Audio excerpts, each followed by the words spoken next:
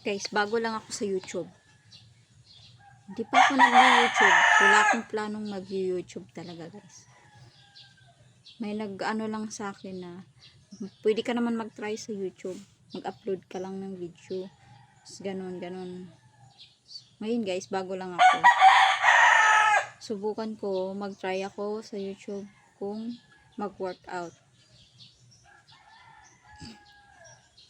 So, guys, continue ako sa video ko na short video. Isa akong breadwinner sa family namin. Yun nga, guys. Ako yung napoprovide lahat sa magulang ko, sa kapatid ko minsan.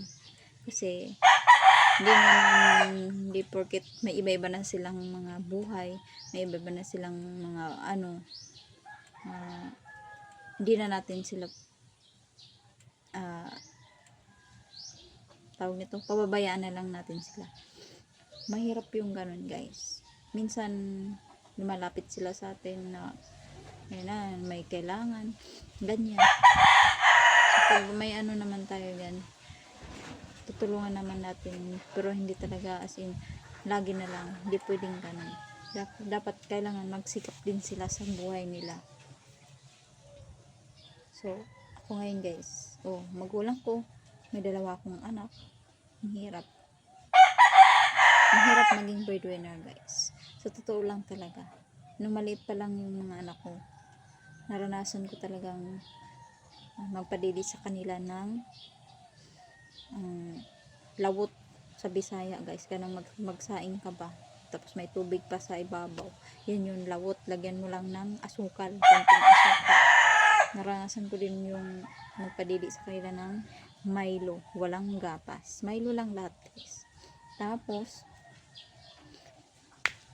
mag-ulam ng mantika na may tuyo. So ganun, guys. Napakain ko yan sa mga anak. Sa sobrang hirap ng buhay, guys. Hindi naman ako pwedeng aasa sa magulang ko, kasi yun nga, wala din sila.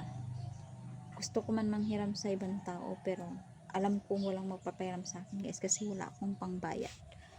Yun, tiniis ko yan, guys. So dumating ng point na mag 3 years old yung bunso ko, naisipan kong magtrabaho sa Maynila. Lumuwas ako ng Maynila at nagtrabaho doon, guys. Sobrang hirap din, malayo sa magulang at sa mga anak mo, di madali. So nagkabalikan kami ng ama ng anak ko sa pangalawang anak ko. Kabalikan kami after how many years, guys, namatayan naman siya. Iniwan na naman niya ako kasi may sakit siya, may brain aneurysm siya. So ganun, guys. Yun, problema na naman year 2021 yun, guys, nangyari. Sobrang hirap ng buhay, wala tayong mahiraman, wala tayong malapitan, ganun kahirap.